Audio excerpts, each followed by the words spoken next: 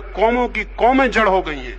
उनसे न कुछ आविष्कार हुआ, न कोई सृजन हुआ, न उनसे कुछ क्रिएशन हुआ। दरिद्र, दीन, दुखी, पीड़ित पूरी कौम हो गई है, क्योंकि मन बैठा हुआ है। आप राम राम जप रहे हैं, इससे क्या होगा? एक आदमी बैठा बैठा कुर्सी कुर्सी जप रहा है, एक आदमी बैठा हुआ झाड़ झाड़ जप रहा है, तो क्या होगा?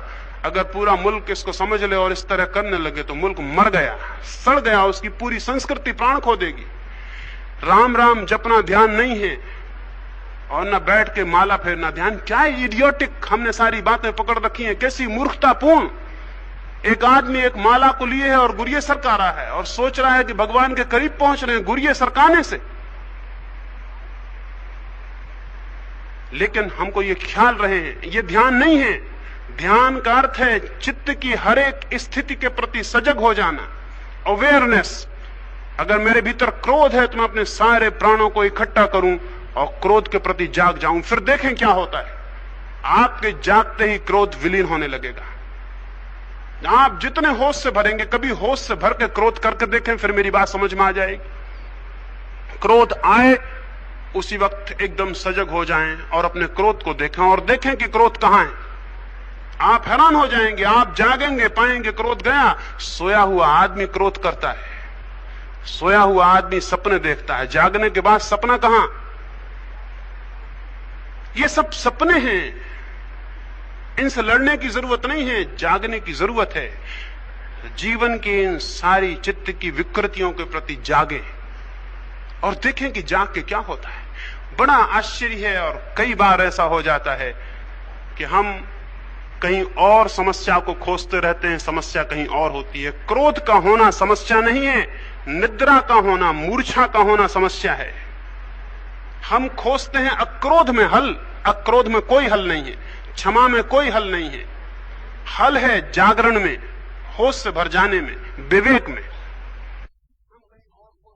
लेकिन हम कहीं और खोजते हैं। एक कहानी कहूं, उससे शायद ख्याल आ जाए। एक राजा का बड़ा वजीर मर गया। जब बड़ा वजीर मर गया तो सवाल उठा कि उसके राज्य में जो सबसे बुद्धिमान आदमी हो उसको खोजा जाए। तो बड़ी बड़ी परीक्षाओं की व्यवस्था की गई। बहुत से लोगों ने परीक्षाएं दी। फिर अंततः बहुत सी सीढ़ियां पार करते करते 3 व्यक्ति चुने गए। वो उस राज्य के सर्वाधिक बुद्धिमान लोग थे।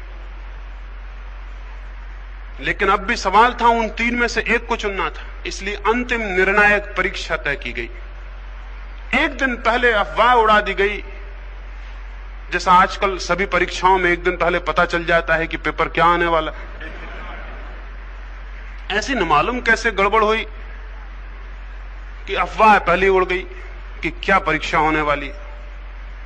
अफवाह ये थी कि कल राजा सुबह ही उन तीनों को एक कमरे में बंद कर देगा। उस कमरे में एक ही दरवाजा, उस दरवाजे पर उस समय के इंजीनियरों, गणितज्ञों, मैथमेटिशियंस की सलाह से एक ऐसा अद्भुत ताला लगाया गया है जो गणित की एक पहेली है। जो गणित में बहुत होशियार होगा वही उस पहेली को हल कर सकता है और ताले के खोलने की तरकीब निकाल सकता है। उसकी कोई चाबी नहीं है, उसकी एक पहेली है, एक यांत्रिक पहेली है। जो आदमी उस दरवाजे को खोल के बाहर निकल जाएगा वो वजीर बना दिया जाएगा, वो सबसे बुद्धिमान आदमी सिद्ध हो जाएगा। आप सोच सकते हैं बेचारे बड़ी मुसीबत में पड़ गए। पर्चा पता ना चले तो भी मुसीबत कम होती है, पर्चा पता चल जाए तो मुसीबत और बढ़ जाती। रात आराम से सोते तो उस रात बड़ी मुश्किल हो गई। भागे गए, दुकानों की किताबों पर गए, क्योंकि क्या करते हैं जब भी आदमी को खोज करनी, किताब की तरफ जाता, शास्त्र की तरफ जाता। उन्होंने पुराने शास्त्र खुजवाए कि तालों के संबंध में कोई ग्रंथ हो तो उसको देखें। गणित की किताबें लाए, इंजीनियरिंग, यांत्रिकी की किताबें लाए, रात भर। लेकिन ये 2 ही आदमियों ने किया। एक बड़ा पागल था, उसको पर्चा पता चल गया, फिर भी उसने कोई फिक्र नहीं की। दोनों उस पर हंसते थे कि मूड है, वो अपना चादर तान के सो गया। समझा उन्होंने कि इसकी हिम्मत नहीं है प्रतियोगिता में खड़े होने की, शायद भाग जाएगा सुबह होने के पहले। वो दोनों रात भर शास्त्रों को पढ़ रहे हैं, गणित का हिसाब लगा रहे हैं। वो उन्होंने जिंदगी में कभी किया नहीं था। तो शाम को जितने कंफ्यूज थे, सुबह उससे ज्यादा कंफ्यूज हो गए।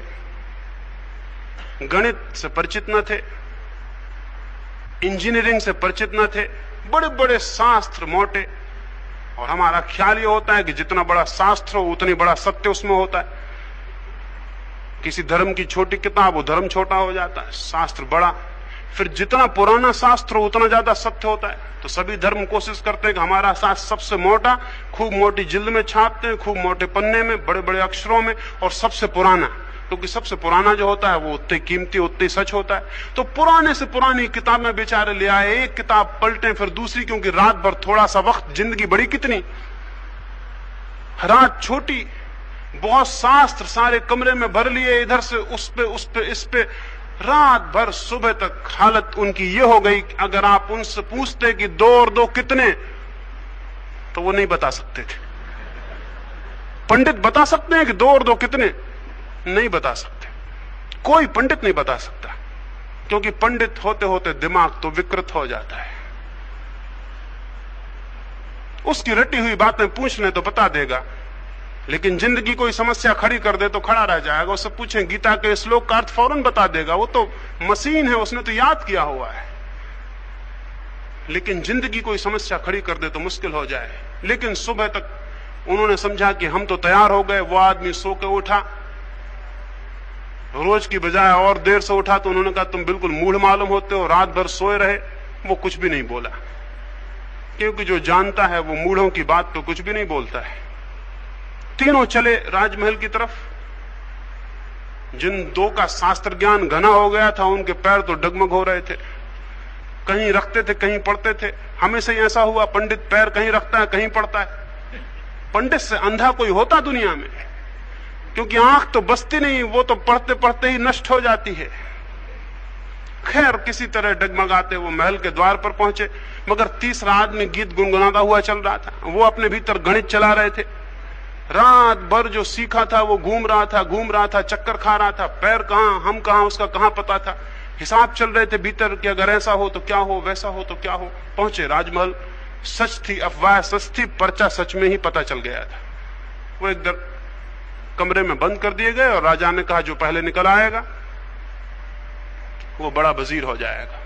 बड़ा भारी ताला क्या, जैसे बड़ी मशीन उस दरवाजे पर लटकी थी। उस मशीन में बड़े कलपुर्जे थे। हर कलपुर्जे पर गणित के अंक और चिन्ह बने हुए थे। उनके तो प्राण निकल गए। ये तो उन्होंने देख के ही घबरा गए। खैर, अब कुछ तो हल करना नहीं था, भीतर बंद थे, निकल नहीं था। वजीर हो या ना हो, कम से कम बाहर तो निकलना ही पड़ेगा। अपनी अपनी कागज कलम लेके देखने में लग गए। और ये भी आपको बता दूं, हालांकि बताना नहीं चाहिए क्योंकि ये शिष्टाचार नहीं है, घर से चलते वक्त उन्होंने कुछ किताबें अपने खीसे में और कपड़ों में भी छिपा ली थी। अरे वक्त पे जरूरत पड़ जाए, ये मुझे कहना नहीं चाहिए क्योंकि ये बात ठीक नहीं है किसी के बाबत बताना, लेकिन ऐसा कौन परीक्षार्थी है जो किताबें छिपा के नहीं जाता है? खीसे में छिपाता है, कोई दिमाग में खुसड़ लेता है। बात तो एक ही है, कोई फर्क है क्या? तो वो बहुत सी किताबें भी ले गए थे, उनका बोझ अलग था। वो जल्दी उन्होंने, जैसे राजा बाहर हुआ, किताबें खोली, जल्दी हिसाब किताब लगाने में लग गए। ताले को इधर से देखते थे, उधर से देखते थे, नीचे से ऊपर से एक एक अंक लिखते थे। मगर वो जो तीसरा पागल था, निपट ही पागल रहा होगा, वो तो आंख बंद करके वहां भी बैठ गया एक कोने में। उन्होंने सोचा कि ये जड़ बुद्धि, इसका क्या होगा। वो कुछ अजीब ही था, ना कोई किताब लाया था, ना उसने कुछ रात पढ़ा था, लेकिन आंख बंद किए बैठा था। ऐसा भी नहीं लगता था कि कुछ सोचता है, क्योंकि सोचने से भी तो चेहरे पे सलवटें आ जाती, सोचने से भी तो चिंता आ जाती। वो तो बिल्कुल निश्चिंत था, जैसे अपने घर में मजे से सोया। वो बैठा रहा। ये तो अपनी किताबों में धीरे धीरे डूबते गए। धीरे धीरे किताबें ही रह गई, वो भूल ही गए। वो तो अपने काम में लगे थे, एक चक्कर था चल रहा था। वो आदमी एकदम उठा, न मालूम उसे क्या हुआ, एकदम उठा, दरवाजे पे गया, हैंडल घुमाया और हैरान रह गया। दरवाजा खुला हुआ था, ताला नकली था, ताला लगा हुआ नहीं था। हैंडल घुमाया, दरवाजा खुल गया। वो एकदम हैरान रह गया, बाहर निकला, दरवाजा अटका दिया। ये 2 बेचारे तो अपनी किताबों में, अपनी रामायण में, गीता में, कुरान में इस तरह लगे हुए थे। इनने ये भी नहीं देखा कि अब 2 ही हैं भीतर, एक बाहर चला गया। ये देखने की फुर्सत किसको थी? उन्हें तो तब पता चला जब राजा उस आदमी को भीतर लेके आया और कहा कि महानुभावों, गणितज्ञों, शास्त्रियों, रुक जाओ। हे पंडितों, अब रुको, अब कृपा करो। जिसको निकलना था वो निकल गया, वो तो चौंक के उन्होंने आंखें खोली, उनकी को समझ में नहीं आता था, वहां तो गणित घूम रहे थे। उन्होंने कहा क्या बात है? कहा ये तुम्हारा मित्र निकल चुका और तुमसे ये निवेदन करना है कि सबसे समझदार आदमी दुनिया में वही है जो किसी समस्या को हल करने के पहले ये देख ले कि समस्या है भी। मस्त खड़े होते जाते हैं, सिर घूमता जाता है और मनुष्य विकृत से विकृत होता चला जाता है। मैं आपको कहूं, देखें कि जीवन की समस्या क्या है, और मैं आपको कहता हूं कि भगवान के द्वार पर कोई ताला नहीं है, प्रेम के हृदय पर कोई ताला नहीं है, सत्य के भवन में कोई ताला नहीं है। आप धक्का दें और दरवाजा खुल जाएगा, लेकिन आप तो जमाने में घूम रहे हैं, सिर्फ उस दरवाजे पर धक्का देने का आपको ख्याल नहीं आता। वो धक्का क्या है? चित्त के प्रति जागें, जाएं, खड़े हों और देखें, चित्त को देखें, अपने माइंड को देखें, पहचानें, सजग हों, और आप पाएंगे कि आपकी सजगता मात्र, आपका हैंडल पे हाथ रखना मात्र दरवाजे को खोल देता है, और आप वहां पहुंच जाते हैं जहां के लिए आप दौड़ते थे, खोजते थे और नहीं पहुंच पाते थे। वो चिरंतन सत्य, वो आलोक, वो शांति, वो आनंद, वो सच्चिदानंद प्रत्येक के भीतर मौजूद है। लेकिन थोड़ा धक्काएं तो क्राइस्ट ने कहा है, knock and the door shall be thrown open unto you. कहा है कि खटखटाओ, दरवाजे खुल जाएंगे। मैं आपसे निवेदन कहता हूं, क्राइस्ट ने कुछ जरा सख्त बात कह दी, खटखटाओ। मैं कहता हूं हाथ रखो और खुल जाएंगे। और भी अगर चाहते हो तो मैं कहता हूं हाथ भी मत रखो, दरवाजे की तरफ देखो और खुल जाएंगे। जस्ट सी, सिर्फ देखो, मात्र अपने चित्त को देखो और परमात्मा के द्वार खुल जाएंगे। चित्त से भागो मत, स्वयं से भागो मत, कोई पलायन, कोई एस्केप मत करो।